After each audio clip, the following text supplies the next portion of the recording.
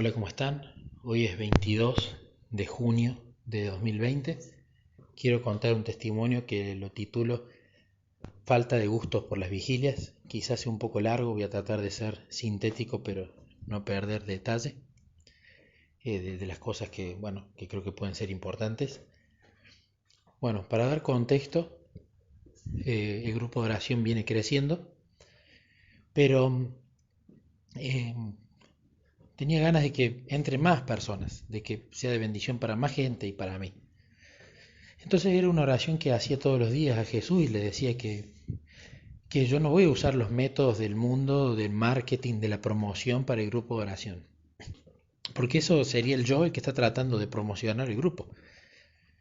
Y si bien este grupo es temporal, eso lo tengo muy claro, que es para ayudar a que todos nos mantengamos en relación con Jesús y nos mantengamos calientes, por así decirlo, en la Odisea.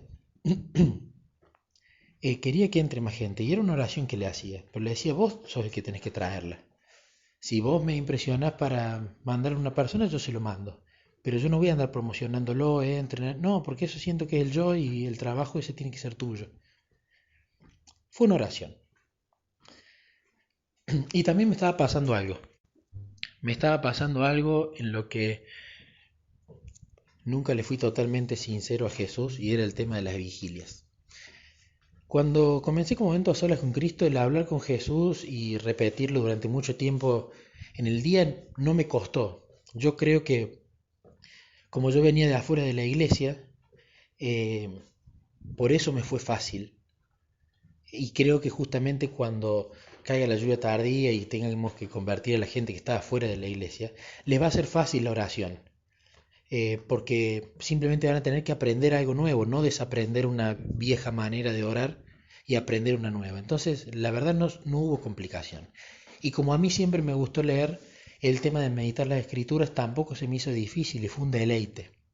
Y el de compartir, como yo también siempre fui extrovertido y me gustaba dar las lecciones orales o pasar al frente en la clase, tampoco hubo problema.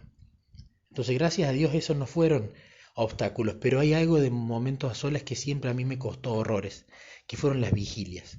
Muy poquitas vigilias yo las disfruté, siempre las padecí. Nunca el sueño fue un problema, el arrodillarme sí, porque a mí me gusta caminar mientras oro, el arrodillarme sí, y el estar tanto tiempo clamando por el Espíritu Santo, si bien hubieron vigilias muy lindas, la gran mayoría, prácticamente casi todas, no las disfruté. Y cuando llegaba al final de la vigilia decía, qué bueno, menos mal, porque la verdad que no lo estaba disfrutando. Y nunca me había sincerado con Jesús. Hasta que ahora cuando empezó esta cuarentena, y que la sinceridad antes del tiempo de cuarentena fue brutal, en el sentido que no había cosa que si no quería hacerla no la hacía, y le comentaba que no me gustaba hacerla y que él tenía que poner el querer y el hacer, que yo estaba dispuesto. Pero empezaban las vigilias y dije, no me gustan las vigilias, pero las voy a hacer. Y de nuevo me pasaba lo mismo, no las disfrutaba y las padecía, no era algo hermoso. Muchas veces hablaba, impresionaba a través del Espíritu Santo en las vigilias, muy lindos mensajes, pero no las disfrutaba. Disfrutaba el hecho de que la meditación de ese día fuera maravillosa o de que en la vigilia me revelara algo hermoso, pero no disfrutaba la vigilia en sí, no disfrutaba estar 4 horas o 5 con el Rey del Universo pidiendo el Espíritu Santo. A mí me gustaba hablar de otras cosas.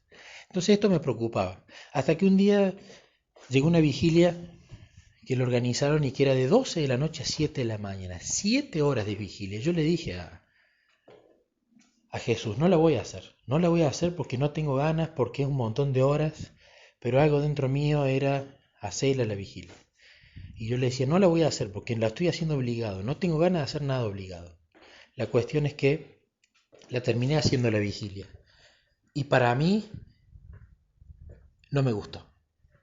No sentí nada. Me enojé, estaba enojado porque no pasaba nada. Le dije a Jesús, si esta vigilia realmente hay un antes y un después, yo voy a seguir haciendo vigilias, pero si no, yo las voy a abandonar por un tiempo porque no me pasa nada y estoy con sueño el otro día y no veo cambios, las quiero dejar. Y la hice 7 horas, hubieron testimonios muy lindos, gente donde claramente el Espíritu Santo se había derramado. Sobre mí, la verdad, no sé si se derramó o no, pero yo no lo disfruté. Y la verdad que se haya derramado yo o no, yo necesitaba disfrutar esa vigilia. Necesito disfrutar las cosas que hago con mi papá del cielo, con Jesús, no hacerlas por obligación. Entonces le dije, no voy a hacer más vigilia. No voy a hacer más, quizá por unos meses, quién sabe si después siento la necesidad, pero siento que lo hago obligado. Y como todo lo que hice con vos, Jesús, no hice nunca nada obligado. Lo hice porque vos pusiste el querer y el hacer en mi corazón y voy a seguir manejándome de la misma manera. Salvo que vos me muestres claramente, andá y hacé la vigilia. Bueno, no mostró nada, seguimos con nuestra relación de todo el día, con nuestra linda amistad, leyendo libros, compartiendo como siempre. Pero llegó una de las meditaciones sobre el maná, ¿no? El maná en el desierto, que ya cuando salía el sol el maná ya se evaporaba, que había que salir a buscar la porción exacta para ese día. Y hay muchas interpretaciones de esa historia, ¿no? Con la relación con Jesús, pero yo me lo puse a pensar con respecto al Espíritu Santo, ¿no? El de levantarse a la madrugada para salir a buscar la porción de maná, es decir, de Espíritu Santo que vos necesitas para ese día, ni más ni menos. Y empecé a vislumbrar que ahí Jesús empezaba a mostrarme la importancia de eso, de recoger el maná temprano, de ir y clamar por el Espíritu Santo temprano.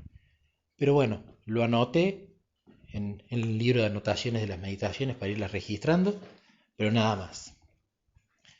Y las vigilias que empezaron a ver no las hice. Y seguí con mi comunión con él, como todos los días, linda, hermosa, pero no hice las vigilias. Y llegó una invitación de Ale Mamana para dar mi testimonio por Zoom, para contar la historia. Y claramente a mí me encanta hacerlo, me siento lleno de gozo cuando lo hago, lo disfruto. Entonces, basado en esa directiva, como me gusta tanto hacer eso, le dije, sí, lo voy a hacer. Y bueno, fueron pasando los días y yo sentía que tenía que prepararme espiritualmente en el sentido de pedir más el Espíritu Santo. ¿Y qué pasó? Llegó el viernes, esto fue el sábado. Llegó el viernes y le dije a Jesús, yo me podría ir a dormir ahora tranquilo, mañana me levanto, desayuno, hago mi culto y después doy la charla.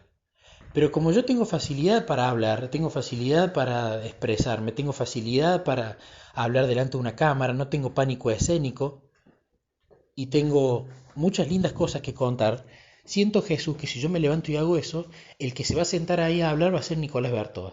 Y el que se va a promocionar ahí va a ser Nicolás Bertoa. Y yo no quiero que se vea absolutamente nada de mí, quiero que se vea todo de vos. Entonces empecé a sentir una necesidad, me tengo que levantar a hacer una vigilia. Y era muy grande la necesidad, era muy grande la convicción de que había que hacer eso. Entonces decidí y dije, bueno, vamos a hacer una cosa, Jesús. Como este es un caso en el que si no oro y no me comandas vos, termina Nicolás Bertoa haciendo todo, lo cual no va a ser de bendición, porque el Espíritu no va a actuar en nadie, y solamente va a ser una promoción del testimonio mío, nada más. Entonces me levanté de hacer una vigilia. Me levanté de hacer una vigilia, y ahí hablé con el Papá del Cielo, comenzamos por los perdón de pecados, de toda una linda lista, y fue muy lindo porque Papá traía todo el tiempo pecados. Esos 20 minutos que estuvimos hablando de los pecados no paraban de aparecer, y fue maravilloso, y fue a la madrugada. Luego empecé a clamar por el Espíritu Santo y empezaron a venir miles de cosas por las cuales pedirlo para ese día, no a largo plazo, para ese día. Luego hubo un hermoso bloque de intercesión para los demás y se empezó a venir gente a la cabeza. Y empecé a clamar pidiendo el Espíritu Santo y bendiciones para esas personas y agradeciendo por determinadas cosas de esas personas. Fue hermoso. Y después llegó el momento en el cual me puse a hablar con Jesús y a contarle de manera detallada el testimonio, cómo lo iba a contar, de principio a fin. Y fue hermoso, fue 1 hora y media, casi 2 horas, hablando con Jesús sobre el testimonio, recorriendo cada detalle, y se empezaron a venir pensamientos nuevos, versículos bíblicos que yo, que tengo pésima memoria, no entiendo cómo me acordaba, tesis de Morris Benden, personajes de la Biblia, un montón de cosas que nunca las conté en el testimonio y que empezaron a aparecer. La cuestión que fue hermoso, ahí luego desayunamos y vino el grupo, ¿no? Vino el grupo y gloria a Dios por esto que voy a decir, pero el grupo fue una cosa hermosa. el testimonio que incluso el original que he grabado alguna vez cambió totalmente. La cantidad de detalles que se empezaron a agregar, que yo nunca los tenía pensado y que se venían a la mente mientras iba hablando, fue maravilloso. La cantidad de emociones que aparecieron, de personajes de la Biblia que se me venían a la mente, de tesis que se me venían a la memoria para explicar distintos conceptos, fue una cosa gloriosa, fue una cosa hermosa. Yo lo disfruté tanto y cuando terminó de hablar después de esa hora y media que terminé quebradísimo, lleno de gozo, un gozo indescriptible, que definitivamente ha sido por lejos el mejor sábado que he tenido en esta corta carrera espiritual. Y luego estar emocionado, ver a mi esposa emocionada, porque por más que ella escuchó 700 veces mi testimonio, vino y me dijo, fue diferente, algo pasó, dijiste cosas que no dijiste nunca, fue muy distinto. Entonces fue la obra del Espíritu Santo. Después de eso me escribieron muchas personas que les había impactado, amigos queridos de la vida que me habían escrito llorando porque habían sentido que el Espíritu Santo los había quebrado. Muchas horas después, gente escribiéndome llorando por lo que había pasado ahí. Y realmente fue una confirmación, no solo en lo que yo sentí, porque uno muchas veces el corazón es engañoso, sino en ver lo que pasó ahí. Fue el Espíritu moviéndose entre nosotros, en ese Zoom, a través, circunstancialmente, de esa persona. Y a mí lo que más me llenó era que cuando me decían, ahí no se vio a Nicolás, se vio a Jesús. Que eso era el miedo que yo tenía, que el yo se metiera. Bueno, más allá de que fue maravilloso, fue la mejor experiencia, una de las mejores experiencias espirituales. Jesús respondió a algo que me había confirmado hace mucho tiempo en el mejor momento de solas con Cristo que yo tuve, una meditación que me mostró ahí sobre mi testimonio y que acá culminó con la confirmación.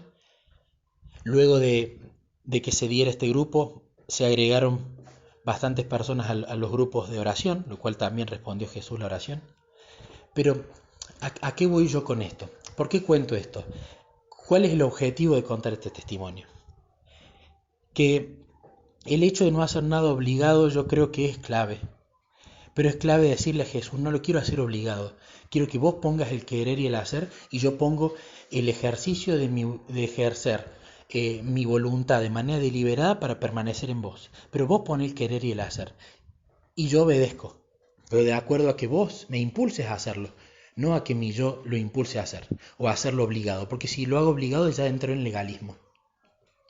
Y por otro lado, me ayudó a entender de manera práctica el propósito de las vigilias, que yo quizá no lo estaba entendiendo. Sé que voy a tener una batalla espiritual ese día, me tengo que levantar y hacer una vigilia. No es opcional, porque la diferencia no la hizo Nicolás Bertoda. La diferencia no la hizo en que era sábado. La diferencia no la hizo el contenido del testimonio, porque es una experiencia más. La diferencia la hizo la vigilia. La diferencia la hizo que el Espíritu Santo entró en el pecador, lo comandó y lo instruyó para que en esa predicación testimonial por Zoom se dijeran determinadas cosas no, y se modificara el testimonio y se contaran algunas cosas, otras no, de acuerdo a lo que la gente tenía que escuchar. Así que Jesús es tan grande que me enseñó el propósito de las vigilias. Y estoy muy feliz por eso, porque me dio una lección práctica y rápida de la importancia que tienen. Y de que quizás mi capricho o mi alejamiento a no querer hacerlas era incorrecto. Pero él se adaptó a mí y me dijo, Nico, está bien que no las hagas obligado, pero las tenés que hacer, porque mira lo que pasa cuando las haces o cuando no las haces, cuando las haces o cuando no las haces. Así que quería contar este testimonio para su gloria y estar muy feliz porque es algo maravilloso. Y de nuevo, este principio de no hacer nada obligado lo quiero seguir haciendo. Y el principio de ver qué batallas espirituales voy a tener ese día para hacer vigilia, lo voy a empezar a aplicar. Y bueno, ojalá hayan más testimonios de eso. Y por último, otra cosa, el poner los ojos en Jesús. Nosotros podemos poner los ojos en nosotros mismos, por ejemplo, el hecho de levantarme y contar el testimonio sin pedir el Espíritu Santo iba a ser poner los ojos en Nicolás. Eso era alejarse de Jesús. Podemos poner los ojos en las dificultades cuando tengo problemas en el trabajo. Si pongo los ojos en esa dificultad, me alejé de Jesús, perdí. Si pongo los ojos en el pecado que no puedo vencer, lo mismo. Si pongo los ojos en lo que dicen los demás, lo mismo. Y Jesús con esto me enseñó eso, poner los ojos en mí, deja de ponerlos en vos, deja de ponerlos cuando confías en vos, que lo puedes hacer bien, deja de ponerlos en las dificultades cuando estás lleno de miedo porque no sabes cómo resolverlas, y por sobre todas las cosas, deja de poner los ojos en la gente que te critique. Porque a medida que el camino del cristiano va pasando, va a haber un montón de gente que te va a criticar, que va a hablar mal de vos. Y yo no he estado aparte de eso. Es algo que pasa y que cada vez pasa más seguido. La gente habla más, dice cosas feas, opina sin saber y hiere, no solo a uno, sino a la familia. Pero cuando yo ponía los ojos en lo que se decía, en la chicana, en la mala palabra, en el contenido hiriente, ¿qué pasaba? Me enojaba y es como que tomaba la espada y quería ir a pelear la batalla yo. No, es incorrecto. En cambio Jesús con todas estas cosas me mostró, deja que hablen. Si a vos te lastiman por el Evangelio, eso es glorioso. Si a vos te lastiman por el Evangelio, ponete contento. Si a vos te critican por la relación que tenés con Jesús o opinan de esa relación, ponete contento. Porque significa que te están criticando por acercarte más a mí. Y no recuerdo exactamente el versículo de la Biblia que lo dice, pero habla acerca de eso. Ponerse contento en las afrentas, en esas pruebas. Y por supuesto, más adelante vendrán persecuciones y la afrenta será más grave, porque pasará quizás al plano físico o pasará a una amenaza real. Pero entender el hecho de que cuando el enemigo empieza a molestar y empieza a usar como títeres a las personas para atacarte espiritualmente, no hay que enojarse, hay que orar por esa persona que la están usando como títere. Y hay que focalizarse de nuevo en Jesús, porque si pones los ojos en la persona o en lo que dicen, te convertís en lo mismo que lo que te está atacando. Entonces seguir poniendo los ojos en Cristo. Total, Él lo cura todo, total, Él ya puso la armadura. Y si viene el ataque, bueno, rebotará contra el yelmo, rebotará contra la armadura y listo, y nada más que eso. Pero seguir poniendo los ojos en Jesús. Así que quería contar este testimonio para la gloria de Dios y ojalá que quien lo escuche sea de aprendizaje o si está pasando lo mismo, sepa que buscándolo a Jesús ya está, listo, es toda la solución. Así que gloria para Él y amén.